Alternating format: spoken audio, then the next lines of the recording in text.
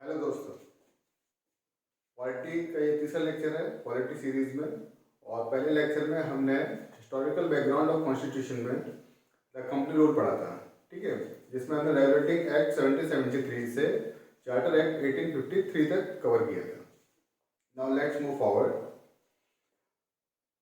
Today we are discussing about the crown rule which starts from 1858 to 1947 till our independence, ठीक है। इसमें सबसे पहले आता है हमारा गवर्नमेंट ऑफ इंडिया एक्ट 1858। यहाँ से थोड़ी सी कहानी बदलती है, उसका थोड़ा सा डिस्कशन कर लेते हैं। पुराना 1857, a very famous first Indian struggle for freedom. स्वतंत्रता संग्राम का पहला अध्याय यहीं से शुरू होता है 1857 की क्रांति से, ठीक है। अभी तक क्या था कि कंपनी का रूल चल रहा था, ठीक है, मतलब कहने के लिए कंपनी का रोल था, उसके पास वैसे तो कुछ बचा नहीं था, सिर्फ और सिर्फ एडमिनिस्ट्रेटिव पावर ही रह गई थी, जो हमने पिछले लेक्चर में कवर किया था। लेकिन फिर भी यहाँ पर एक रिवॉल्ट हो गया, जिसकी परिणति ये हुई कि कंपनी को वापस यहाँ से बुला लिया गया इंग्लैंड, ठीक है, और कंपनी का राज इंडिया से ख़त्म कर दिया गया। लेकिन 1857 की क्रांति के कई कारण थे। इसमें एक फेमस कारण तो यही कि मंगल पांडे के द्वारा धार्मिक भावनाओं को ठेस पहुंचा था उसकी, जिसमें जो कार्टेज होती थी राइफल की, उसमें सुअर की चर्बी ऐसा बोला जाता है और हमने पढ़ा है। बाकी और भी कई सारे कारण थे जिससे कि रिवॉल्ट हुआ। एक मतलब भारतीयों में एक राष्ट्रवाद की एक जो भावना जागृत हुई वो 1857 से शुरू होती है। उससे पहले क्या होता है कि सब अपने अपने राज्य रजवाड़े अपने अपने क्षेत्रों में रहते हैं, ठीक है। लेकिन 1857 का एक राष्ट्रवाद की एक नींव पड़ती है, ठीक। तो यहाँ से जो ब्रिटिश में बैठे लोग हैं, ब्रिटेन में बैठे लोग हैं, उनके कान खड़े होते हैं, ठीक। अब वो क्या करते हैं कि भाई क्रांति हो गई है, सिपाही मिट्टी जैसे कहते हैं, सिपाही म्यूटिनी, ठीक है, सैनिक विद्रोह जिसे बोलते हैं, ब्रिटिशर्स बोलते हैं। भारतीय इतिहासकार इसको स्वतंत्रता संग्राम बोलते हैं, पहला स्वतंत्रता संग्राम या शुरुआत जैसे कहते हैं, ठीक। एक फेमस व्यक्ति है वी.डी. सावरकर, उन्होंने इसको प्रथम स्वतंत्रता संग्राम बोला था, पहली बार उन्होंने ये टर्म यूज किया था, ठीक है। तो इतनी बड़ी सिपाही म्यूटनी होने के बाद ब्रिटेन को कहीं ना कहीं किसी के ऊपर ठीक रखना था। उसने बलि का बकरा बनाया कंपनी को, ईस्ट इंडिया कंपनी को, ठीक है। उन्होंने कहा कि इनकी वजह से ये सब कुछ हुआ है, अब हम डायरेक्ट आएंगे और इंडियंस की बेहतरी के लिए काम करेंगे। मतलब ये उनका दोगलापन था बेसिकली, ठीक है। हालांकि इनके पास कोई बचा नहीं था, अब सब कुछ जो काम कर रहे थे ब्रिटिशर्स ही कर रहे थे, क्राउन के अंडर ही काम हो रहा था सारा, ठीक है। लेकिन ठीक है, इनके ऊपर फोड़ दिया गया। 1857 को हिस्ट्री के लेक्चर में डिटेल में पढ़ेंगे, तो अभी घबराने की जरूरत नहीं है आपको, ठीक है। चलिए शुरू करते हैं। Government of India act 1858। तो जैसा मैंने बताया उन्हें ठीकरा बोलना था, और उसके बाद उन्हें इसको लेकर आए थे act as a good governance for India, ठीक है, गुड गवर्नमेंट ऑफ इंडिया। अब इंडिया के लिए एक बेहतर गवर्नमेंट की स्थापना के उद्देश्य से गवर्नमेंट ऑफ इंडिया एक्ट लाया गया 1858, ठीक। इसमें क्या क्या मेन फीचर्स हैं। तो गवर्नर जनरल ऑफ इंडिया जो पहले जो पोस्ट थी, उसको अब वाइसराय बोला गया, वाइसराय। तो जो last governor general of India थे वही आपके पहले वाइसराय बने लॉर्ड कनी, ठीक है। लॉर्ड कनी was the first viceroy and the last governor general of India. Next, जो दो तरह की बॉडी बनी हुई थी, board of control and court of director, उन दोनों को खत्म कर दिया गया, ठीक है। ये भी चलो खत्म हुआ। एक नई ज्वाइनिंग बनाई गई, एक नया ऑफिस बनाया गया, सेक्रेटरी ऑफ स्टेट, ठीक। सेक्रेटरी ऑफ स्टेट बनाया, उसकी काउंसिल बनाई गई जिसमें 15 मेंबर थे, जिसको कहते हैं secretary of state in council, ठीक। और इसके चेयरमैन कौन था? इसके चेयरमैन था आपको secretary of state. Basically he was a British parliament member, ठीक। वहीं की संसद का एक सांसद जिसको सेक्रेटरी ऑफ स्टेट बनाया गया, किसका? भारत का। ठीक है, तो हायरार्की क्या होती है आपकी? British crown, secretary and then viceroy. ठीक है, ये आपका क्रोनोलॉजिकल ऑर्डर है। वायसराय रिपोर्ट देता है तो सेक्रेटरी को, सेक्रेटरी रिपोर्ट देता है ब्रिटिश क्राउन को। ठीक, अब सब कुछ सेक्रेटरी के कंट्रोल में आ गया था। It was a legal body, मतलब सेक्रेटरी ऑफ स्टेट और उसकी काउंसिल, जो कि ब्रिटिशर्स की काउंसिल थी पूरी की पूरी, सारे ब्रिटिशर्स लोग थे इसमें, वो सभी अकाउंटेबल थे।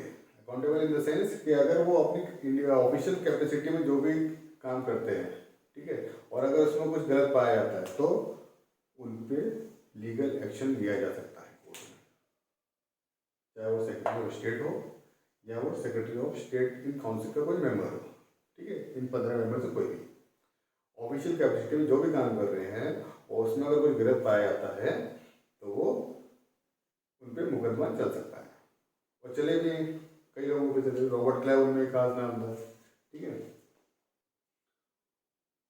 और भी कई सारे नाम है, वो हिस्ट्री में अलग उसमें जाएंगे, अभी यहाँ पे उसकी इतनी ज़्यादा खास जरूरत है नहीं। ठीक है, ये समझ में आ गया आपको? आई होप आ गया होगा कि 1858 में 57 की क्रांति का 1857 की क्रांति के बाद ये मेजर चेंजेस हुए। चेंजेस मेजर क्या है कि कंपनी पूरी तरीके से वापस बुला ली गई, उसका सारा काम खत्म हो गया, और उसकी जितनी भी पावर्स थी, जैसे कोर्ट ऑफ डायरेक्टर की जितनी भी पावर्स थी, वो सारी की सारी सेक्रेटरी ऑफ स्टेट में चली गई। ठीक है, अब बोर्ड ऑफ कंट्रोल का काम अलग था, कोर्ट ऑफ डायरेक्टर का काम अलग था। वो आप मुझे कमेंट सेक्शन में बताइएगा क्या क्या काम था इसका, जो मैंने पुराने लेक्चर में बताया हुआ है। ठीक, next comes Indian council act 1861। Indian council act से यहाँ पे शुरुआत होती है डिसेंट्रलाइजेशन ऑफ पावर की। डिसेंट्रलाइजेशन का मतलब क्या है कि जो प्रेसिडेंसी मद्रास और बॉम्बे की थी, जो कि governor of general of Bengal के अंडर उनकी सबॉर्डिनेट बन के रह गई थी, अब वापस उसको लेजिस्लेटिव पावर्स दे दी गई थी, या धीरे धीरे कुछ कुछ पावर रिलीज की जा रही थी, मतलब इनको अब ऑटोनोमस किया जा रहा था लेजिस्लेटिव के पार्ट से, कि अब ये अपनी प्रेसिडेंसी के लिए नियम बना सकते हैं। ठीक है, नई लेजिस्लेटिव काउंसिल बनी बंगाल में, नॉर्थ वेस्ट फ्रंटियर प्रोविंसेस में और पंजाब में। ठीक है, इनके रेस्पेक्टिव ईयर्स लिखे हैं। 1862 बंगाल में नई लेजिस्लेटिव काउंसिल बनी नए इन प्रोविंसेस की। ठीक है, लेजिस्लेटिव काउंसिल, विधि बनाने की council. Bengal 1862, north west frontier provinces 1886 and Punjab 1897। ये मेजर दूसरा चेंज इंडियन काउंसिल एक्ट का पीछे। Next, nominated as non official member of viceroy legislative council. और वायसराय लेजिस्लेटिव काउंसिल में नॉन ऑफिशियल मेंबर्स को नॉमिनेट करने की बारी शुरू होती है। Indian nominated as non official member. अब ये नॉन ऑफिशियल मेंबर क्या होता है? नॉन ऑफिशियल मेंबर का मतलब ये है, सिंपल सीधा सीधा सा, अभी तक जैसे ये काउंसिल आपकी काउंसिल ऑफ इंडिया जो बनी सेक्रेटरी ऑफ स्टेट की, इसमें सारे के सारे मेंबर आपके ब्रिटिश पार्लियामेंट से आ रहे थे अपॉइंट होकर। ठीक है, तो वो हो गए आपके ऑफिशियल।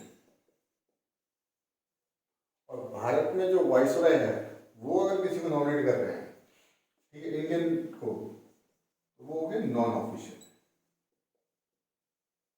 क्या हो गया? Non official. ठीक है, बेसिकली आप ये कर सकते हैं इंडियन मेंबर नॉन ऑफिशियल और वाइट मेंबर और ब्रिटिशर्स आर ऑफिशियल। ठीक है, तो नॉन ऑफिशियल मेंबर्स की संख्या आने लगी, जिसमें स्टार्टिंग में पहले 3 मेजर नाम आते हैं हमारे, Maharaja Patiala, Raja Banaras and sir Dinkar Rao. These were the first 3 members, non official members nominated in the Viceroy Legislative Council। यहाँ एक चीज और बड़ी इंपॉर्टेंट आती है, अगर आप ध्यान से देखें तो इंडियन काउंसिल एक्ट 1868 में पोर्टफोलियो सिस्टम स्टार्ट हो गया। पोर्टफोलियो का मतलब क्या है, जैसे अभी आप नॉर्मल डेज में आप देखें कि जैसे हमारे रक्षा मंत्री हैं, ठीक है, राजनाथ सिंह, ठीक, उनका मंत्रालय क्या है, रक्षा मंत्रालय है, ठीक है। अमित शाह जी, उनका गृह मंत्रालय है, ठीक है। तो ये अपनी इंडिविजुअल कैपेसिटी है, इनके पास अपने अपने विभाग दिए हुए हैं और उस विभाग का ये अपने कैपेसिटी में ऑर्डर निकाल सकते हैं, कोई आदेश दे सकते हैं, ठीक है, कोई निर्णय ले सकते हैं। तो सेम पोर्टफोलियो सिस्टम यहाँ भी था। तो ये इनकी काउंसिल जो थी, इसमें इनके विभागों का बंटवारा कर दिया गया, अलग अलग लोगों को अलग अलग विभाग दे दिए गए, ठीक है। और मैक्सिमम जो विभाग थे वो सब ब्रिटिशर्स के पास ही गए, नॉन ऑफिशियल मेंबर्स को विभाग नहीं मिलेगा, ठीक है। और बेसिकली नॉन ऑफिशियल मेंबर जो अपॉइंट नॉमिनेट हो रहे थे वो कौन थे, कोई गरीब आम जनता तो हो नहीं सकती, वो थे पैसे वाले राजे रजवाड़े, ठीक है, जो ब्रिटिशर्स के करीबी होते थे। चलिए आपको नॉमिनेशन मिल रहा है, लेकिन एक्चुअल में कहानी दूसरी है। कहानी क्या है कि भाई हमारे पसंद के लोग, हमारी सुनने वाले लोग, हमारी मानने वाले लोग, वही लोग आपके मेंबर्स जोड़ते आ रहे हैं, ठीक है। आम जनता की तो कोई सुनने वाला है नहीं वहाँ पर। Next is very important, issuing ordinance. हम आज भी देखते हैं कि ऑर्डिनेंस निकलता है, अध्यादेश जैसे कहते हैं, जब आपकी संसद एग्जीक्यूटिव बॉडी जो है आपकी काम नहीं कर रही होती है या संसद सत्र नहीं चल रहा होता है, उस केस में ऑर्डिनेंस पास किए जाते हैं और जिसकी अवधि जो है 6 महीने की होती है। उसके बाद उसको पास कराना होता है पार्लियामेंट से या विधानसभा से, ठीक है। तो सेम ऑर्डिनेंस निकाल सकते थे इन केस ऑफ इमरजेंसी, ठीक है। अब इमरजेंसी क्या है, इमरजेंसी डिसाइड करेंगे आपके secretary of state and viceroy मिलकर।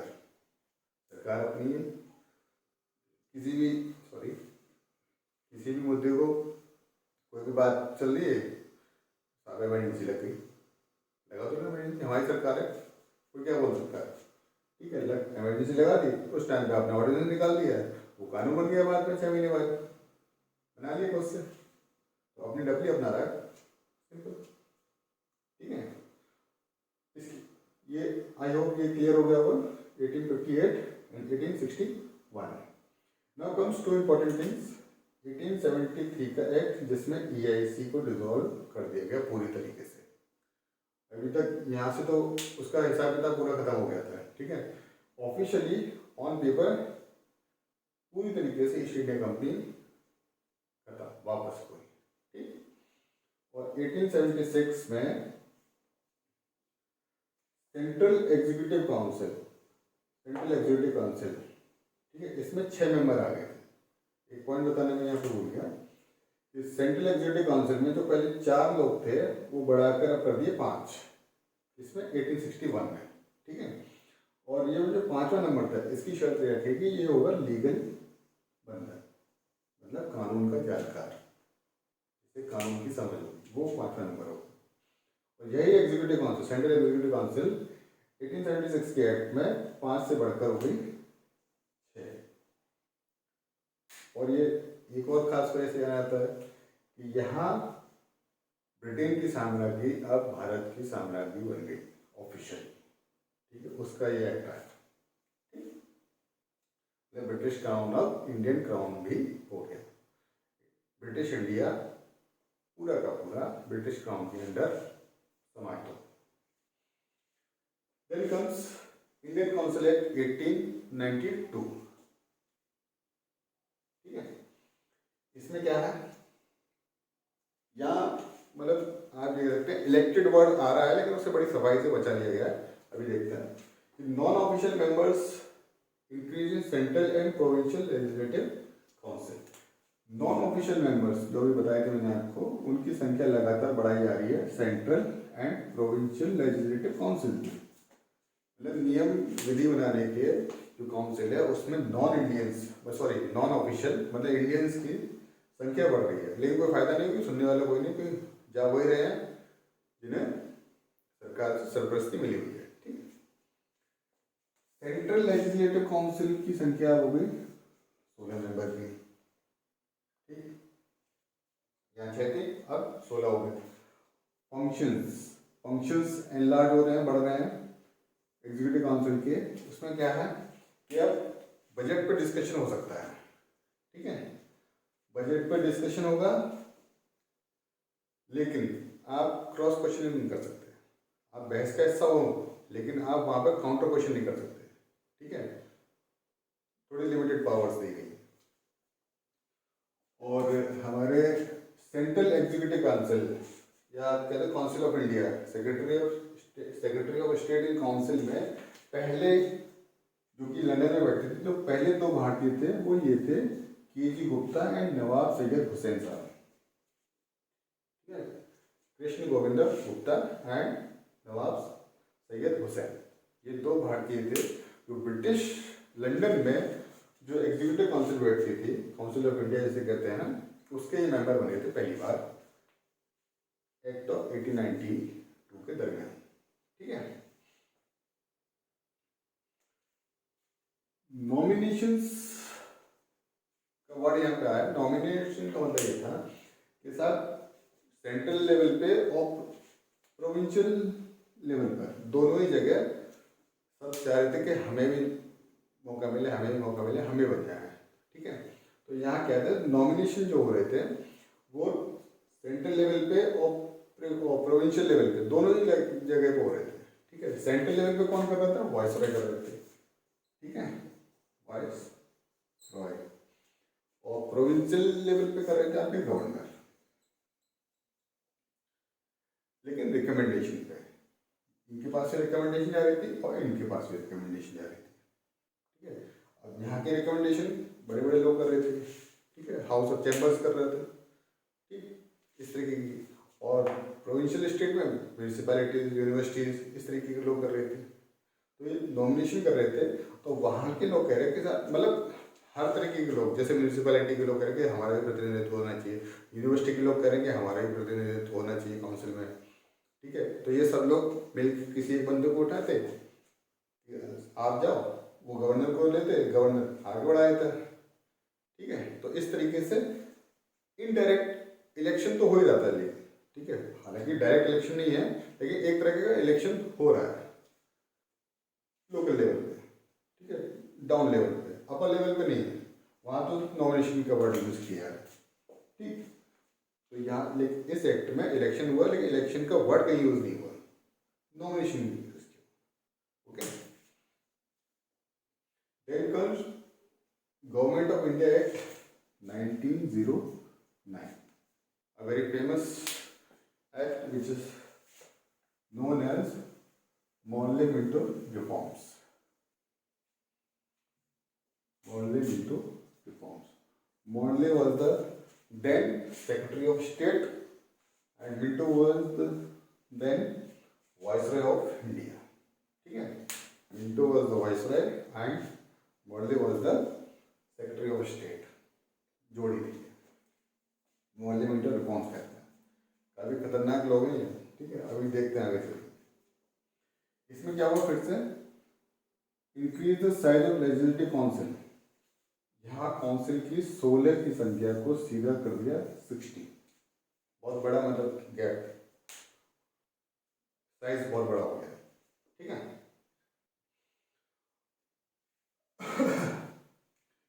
मिंटो जी ने क्या किया, सर अरुंडेल कमेटी स्थापित की, ठीक है, जो ये पता लगाने के लिए थी कि लेजिस्लेटिव काउंसिल में मुस्लिम प्रतिनिधित्व कैसे दिया जाए, सर अरुंडेल कमेटी, इस पर सवाल बहुत अक्सर आता है। Official and non official majority in central and provincial legislative council, इसका मतलब क्या है कि ऑफिशियल मेजोरिटी तो सेंट्रल में थी, मतलब गोरों की, वाइट पीपल्स की मेजोरिटी सेंट्रल लेजिस्लेटिव काउंसिल में थी, और नॉन ऑफिशियल मेजोरिटी जो थी आपकी प्रोविंशियल लेजिस्लेटिव काउंसिल में थी। ध्यान रखिएगा इस बात, मतलब संख्या तो बढ़ गई है लोगों की, लेकिन यहाँ भी मेजोरिटी क्या है, मतलब ज़्यादातर लोग सेंट्रल लेजिस्लेटिव काउंसिल में तो ऑफिशियल लोग हैं, मतलब वाइट पीपल्स हैं, ब्रिटिशर्स हैं, और प्रोविंशियल लेजिस्लेटिव काउंसिल में आपके नॉन ऑफिशियल मेजोरिटी है, मतलब इंडियन ज़्यादा है, ठीक है, सुनता लेकिन फिर भी कोई नहीं है किसी। अल्टीमेटली जो सेंट्रल बड़ा है प्रोविंशियल से, जो सेंट्रल डिसाइड करेगा फिर इसलिए को मानना पड़ेगा। लेकिन यहाँ पे एग्जीक्यूटिव काउंसिल की लेजिस्लेटिव काउंसिल की फंक्शनिंग को थोड़ा और बढ़ा दिया गया और थोड़ी पावर दी गई। उसको क्या दिया कि वो जो भी बजट सेशन आया है उसमें रिजोल्यूशन मूव कर सकता है। क्या कर सकता है? उसके खिलाफ रिजोल्यूशन ला सकता है। क्रॉस क्वेश्चनिंग की पावर मिल गई, ठीक है। और आपको पता है ब्रिटिश इंडिया में 1860 से बजट आना शुरू हुआ था, ठीक है, ध्यान रखिएगा इस बात को। 1860 से ब्रिटिश इंडिया में बजट शुरू हुआ।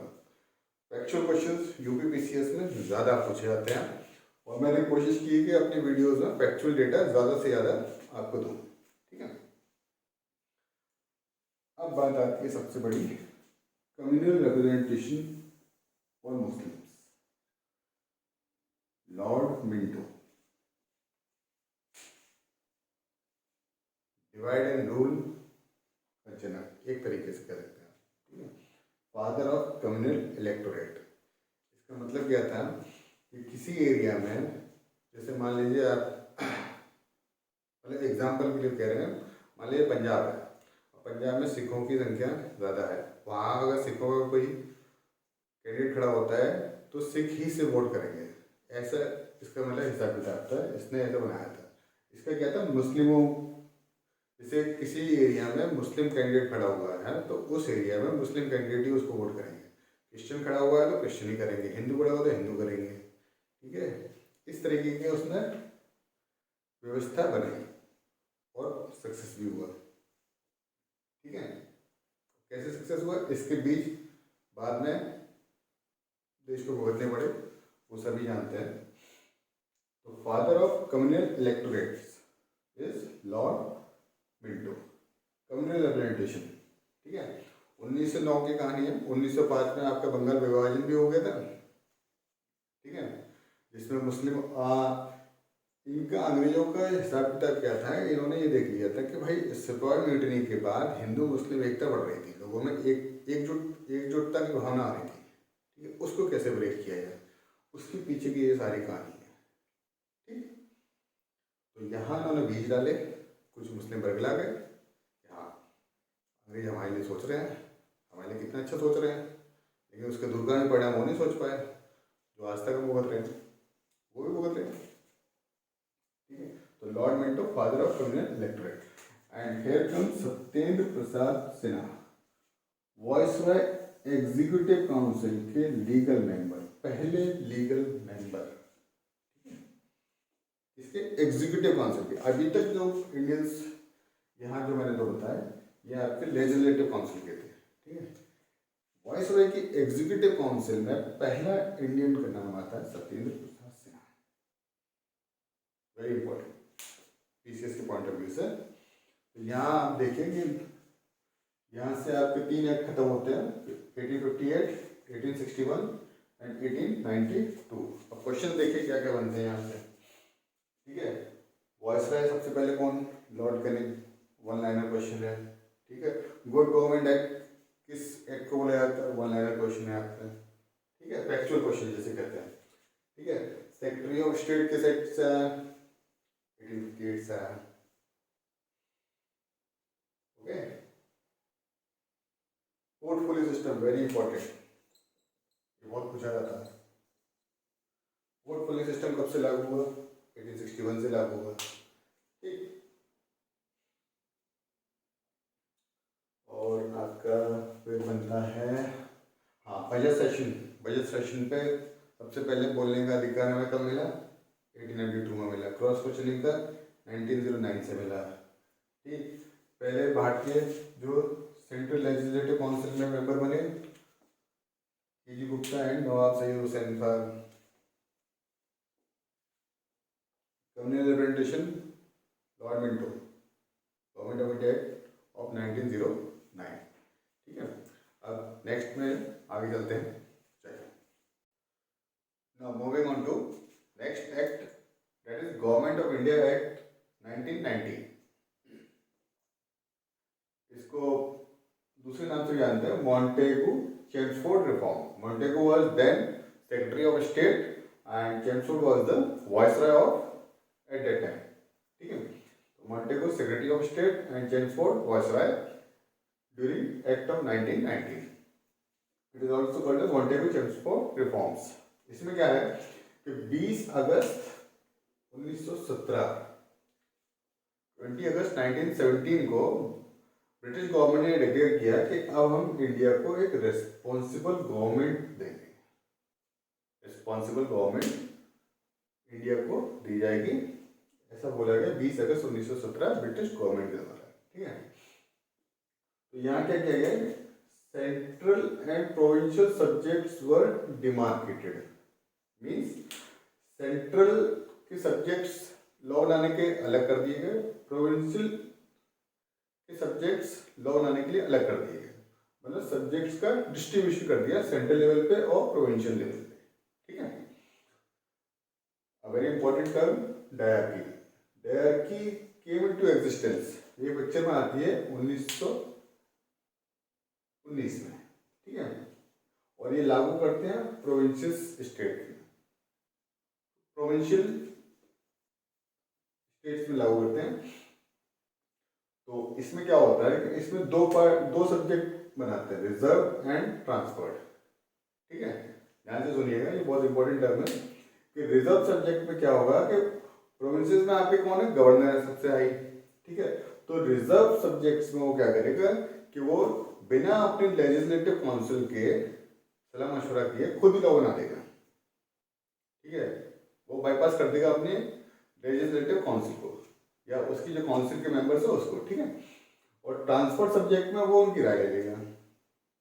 अब भाई गोरे हैं तो कहीं ना कहीं तो फायदा उठाएंगे, तो उन्होंने क्या किया कि जो मनी से रिलेटेड मैटर थे जहां उन्हें फायदा था, ठीक है, टैक्स कलेक्शन रेवेन्यू वगैरह, इन सब के सब्जेक्ट्स तो उन्होंने रिजर्व में डाल दिए और ट्रांसफर में कर दिया इसका उल्टा, क्योंकि वहाँ पे नॉन ऑफिशियल मेंबर्स ज़्यादा। ठीक है, उनके पास क्या है, कुछ भी नहीं। तो इस तरीके से उन्होंने डायरेक्ट लाई, लेकिन ये विरोध हो गया, इसका चली नहीं। ठीक है, कड़ा विरोध हुआ काफी। Then comes bicameralism. अब बाइकैमरलिज्म क्या होता है, मैंने आपको इंट्रोडक्शन वीडियो में बताया था कि दो हाउसेज होते हैं अपने पार्लियामेंट के, upper house and lower house, same लगभग उसकी आधारशिला एक तरीके से यहीं से रखी गई। कहाँ से, 1919 से।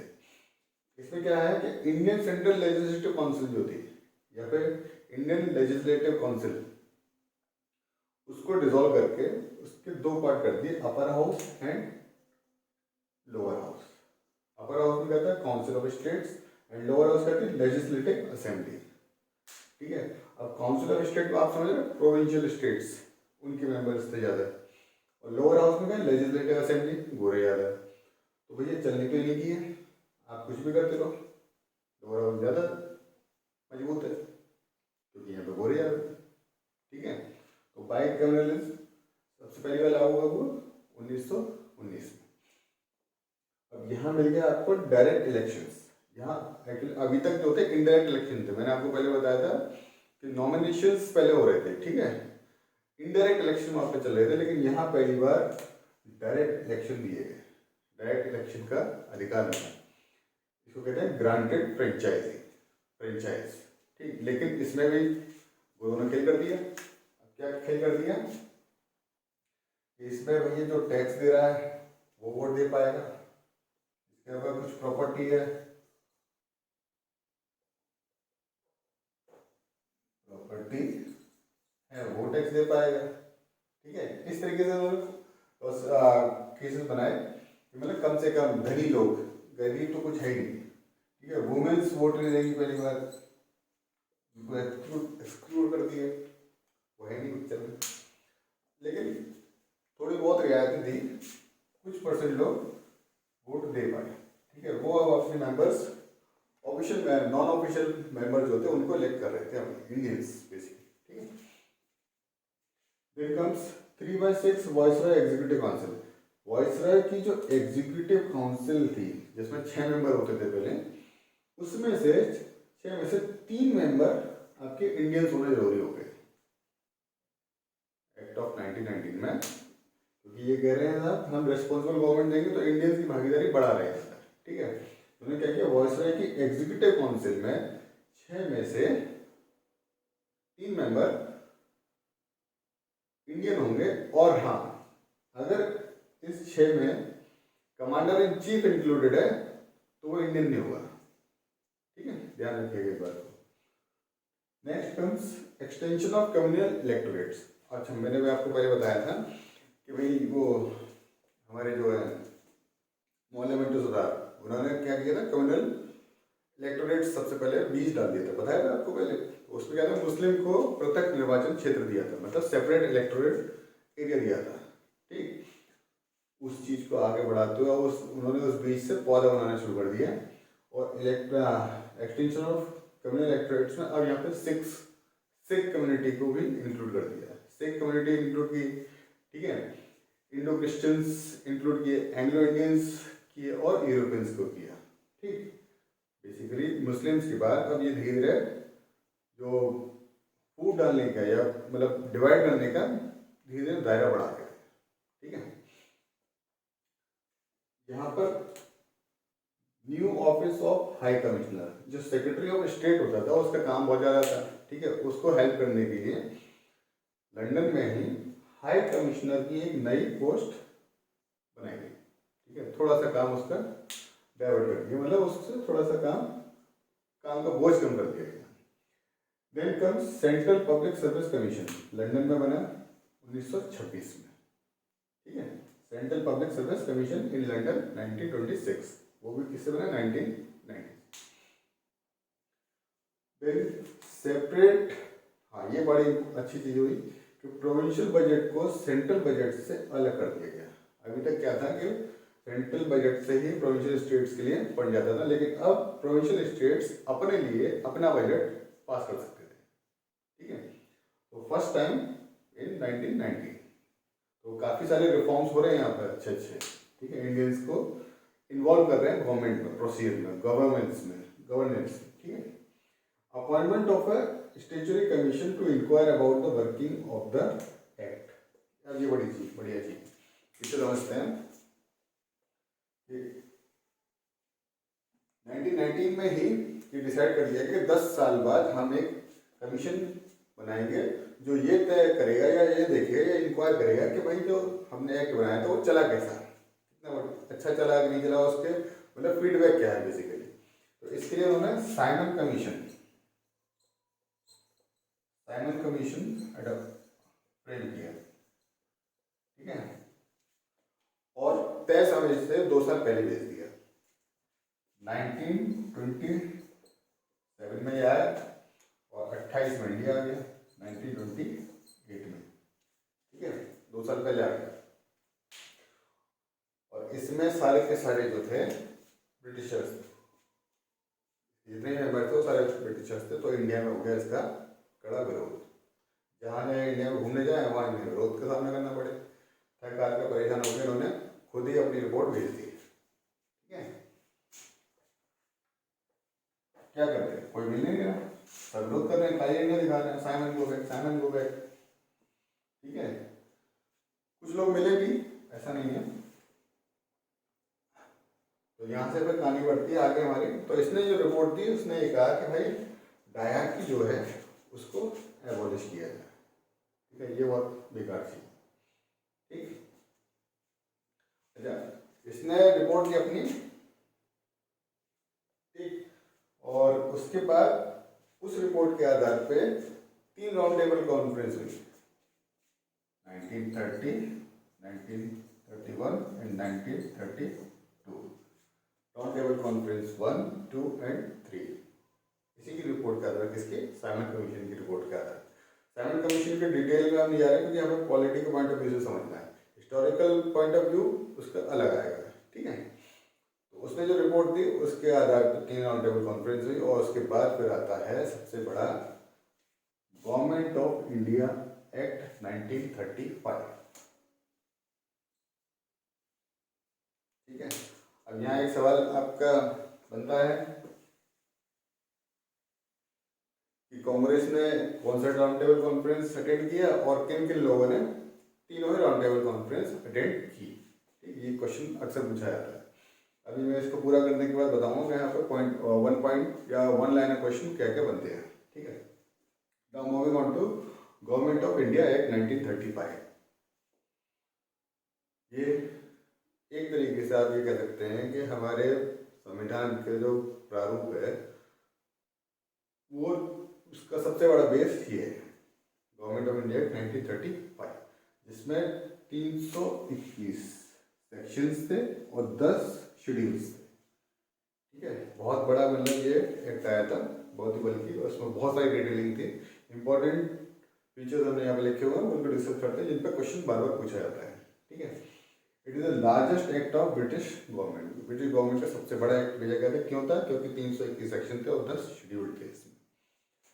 1937 में ये लागू हुआ और 1939 तक चल पाया। ठीक है, 2 साल में इसने दम तोड़ दिया, उसकी कहानी अलग है। इसमें सबसे पहले क्या है? Establishment of all India federation.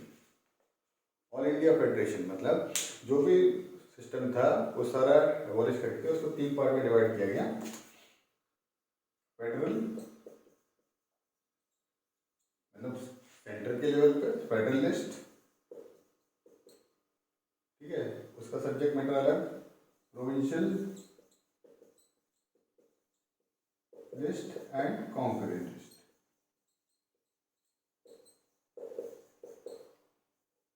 ठीक है, और एक लास्ट में बचता है रेजिडुअल, वो चलेगी आपकी वॉइस राइट के पास।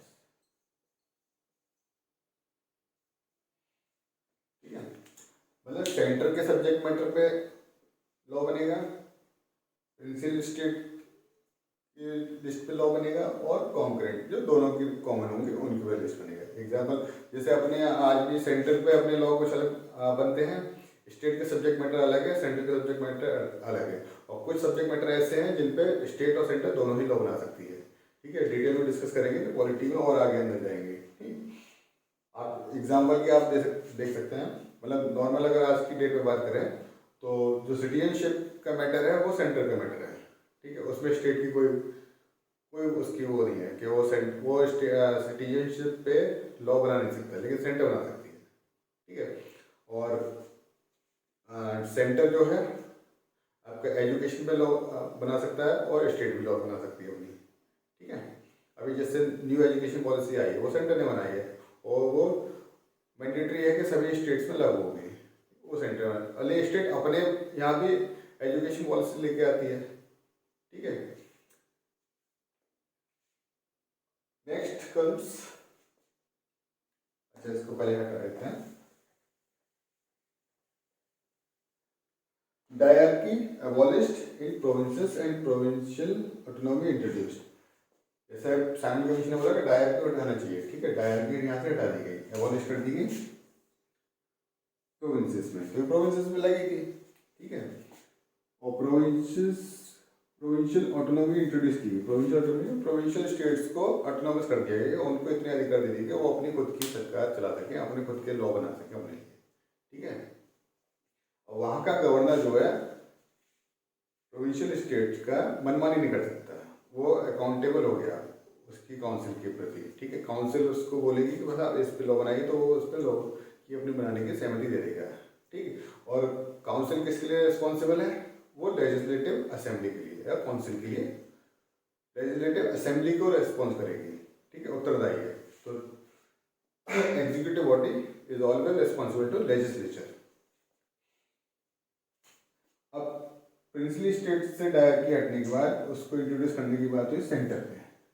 ठीक है, federal subjects divided into reserve and transport subjects, 2 category. जैसे डायरेक्टली में पहले बताया था कि हाँ रिजर्व सब्जेक्ट और ट्रांसपोर्ट सब्जेक्ट होते हैं। ठीक, वही डायरेक्टली सिस्टम अब सेंटर पे लगा दिया, मतलब फेडरल स्टेट पे। तो यहाँ पे इसका विरोध हो गया, it doesn't came into existence, ये कभी पिक्चर में आएगा। Then moving on further, extension of communal electorates. यहाँ कम्युनल इलेक्टोरेट्स का पौधा बीज जो था, पौधा बन गया था, अब वो पौधे में और शाखाएं निकल आई। कैसे? अभी तक सबसे पहले क्या हुआ था, मुस्लिमों को दिया गया था। ठीक है, उसके बाद यहाँ पर सिखों को जोड़ा गया। ठीक है, एंग्लो इंडियंस को जोड़ा गया, यूरोपियंस को जोड़ा गया, इंडियन क्रिश्चियंस को जोड़ा गया। अब यहाँ पर एक कदम और आगे बढ़ते हुए इन्होंने जोड़ दिया दिया डिप्रेस्ड क्लास को, मतलब शेड्यूल कास्ट, बिलोंगिंग्स को, वुमेन्स को और लेबर्स को, इन सबको अलग अलग पृथक निर्वाचन क्षेत्र दे दिए गए और अपना सेपरेट इलेक्टोरल एरिया दे दिया गया। ठीक है, अब उनके यहाँ उनको कोई बंदा खड़ा हुआ तो सारे के सारे वोट उसको देंगे, किसी और को नहीं देंगे। डिवाइड एंड रूल की पॉलिसी है basically. Next moving on further, extended franchise. Franchise जो है अब और बढ़ा दी गई। ठीक है, मोटा मोटी तकरीबन 10% पीपल्स को वोटिंग के राइट्स मिल गए। ठीक है, राइट टू वोट। पहले कुछ लोगों को था, फिर उसका दायरा और बढ़ा दिया गया। Moving on further, establishment of federal public service commission. ठीक है, अब पब्लिक सर्विस कमीशन 3 लेवल पे बनाया गया, सेंटर पे मतलब फेडरल, प्रोविंशियल स्टेट मतलब state wise and joint public service commission. ठीक है, जैसे आपका यूपीएससी है, फिर स्टेट पीसीएस है, पीएससी है, और फिर एक जॉइंट समय पे डिपेंड करता है कि जब कोई स्टेट नया बनता है तो जिस स्टेट पुराने स्टेट से बनता है तो उसी का पब्लिक सर्विस कमीशन नए स्टेट के लिए तब तक काम करता है जब तक वो अपने खुद का पब्लिक सर्विस कमीशन नहीं बना लेते। ठीक है, तो उसको कहते हैं जॉइंट पब्लिक सर्विस कमीशन। ये भी आपका 1935 के एक्ट में आया कि पब्लिक सर्विस कमीशन 3 कैटेगरीज में डिवाइड हो गया, federal, provincial and joint public service commission. Then federal court बनी, establishment of federal court in 1937, ये बनी थी आपकी दिल्ली में। ठीक है, और बाद में यही फेडरल कोड आपकी बनती है supreme court of India, supreme court of India. Establishment of RBI to control the currency of the country. ठीक, establishment of RBI, it is again a very important point of act of 1935 and council. हाँ, अब ये important चीज हो गई कि council of India जो थी आपके यहाँ, ठीक है, काउंसिल ऑफ इंडिया को खत्म कर दिया गया, जो एडवाइजरी थी किसकी, सेक्रेटरी ऑफ स्टेट जो कि लंदन में बैठ करता है। ठीक है, उसकी काउंसिल को खत्म करके नई टीम बनाई, team of advisers. Now this is the advisory team for secretary of state. So these are the outcomes of important outcomes of Act of 1935, which is the base of our constitution. अब यहाँ से देखिए important question क्या क्या बनते हैं, लगभग जितने होते हैं मैंने सब डायर की मैंने ऑलरेडी हाईलाइटेड कर रखा है। तो डायर की सबसे पहले इंट्रोड्यूस किस एक्ट में हुई, तो 1919 में एक्ट में हुई। ठीक है, बाइकैमरलिज्म आया सबसे पहली बार कब, गवर्नमेंट ऑफ इंडिया एक्ट 1919 में आया। ठीक है, हाई कमिश्नर की पोस्ट सबसे पहली बार कब आई, तो 1919 में आई। प्रिंसिपल बजट सेपरेट हो गया आपका। ठीक है, सेंटर से 1999 में, सॉरी 1919 में। ठीक है, and here comes very important thing, dyarchy खत्म हो गई, डायरकी यहाँ चली नहीं, कम्युनल इलेक्टोरेट बढ़ता गया, फ्रेंचाइज मतलब आपको वोटिंग राइट्स और मिल गए, और लोगों को मिल गया, अप टू 10% तक हो गया।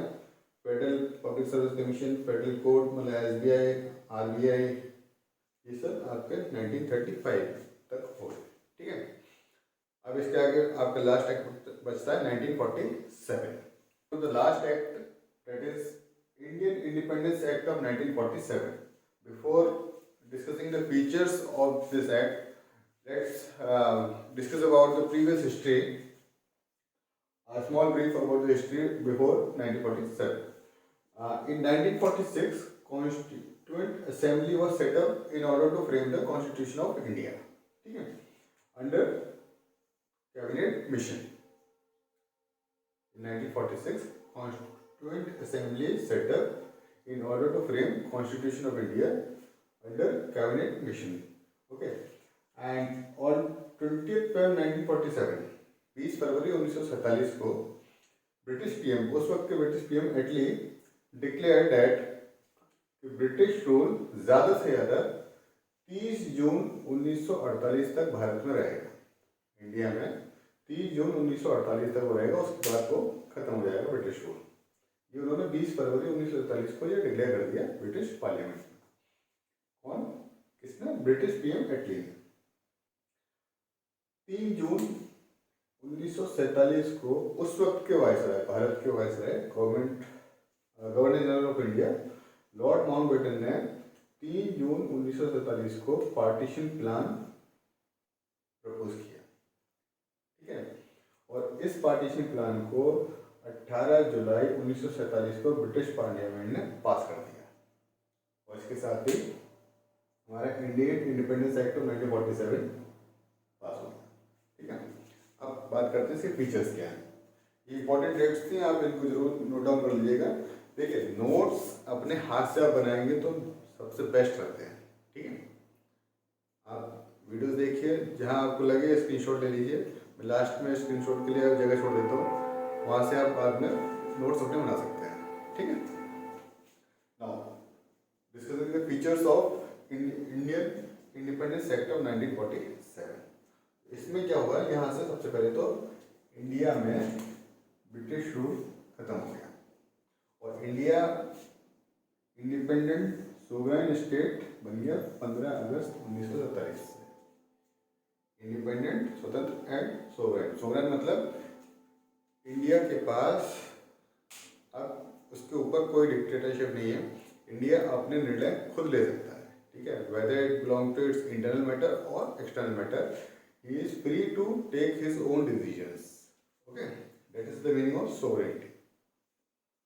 So it's a sovereign state from 15th August 1947. Next, governance of India till new Constitution of India by। अच्छा, जब तक कॉन्स्टिट्यूशन नहीं बनता है तब तक इंडिया में गवर्नमेंट कैसे चलेगी? वो चलेगी गवर्नमेंट ऑफ इंडिया एक्ट 1935, जो हमने इससे प्रीवियसली पढ़ा था। ठीक है, तो उसी के अकॉर्डिंग आपका गवर्नमेंट चलेगी till framing of the constitution. ठीक है,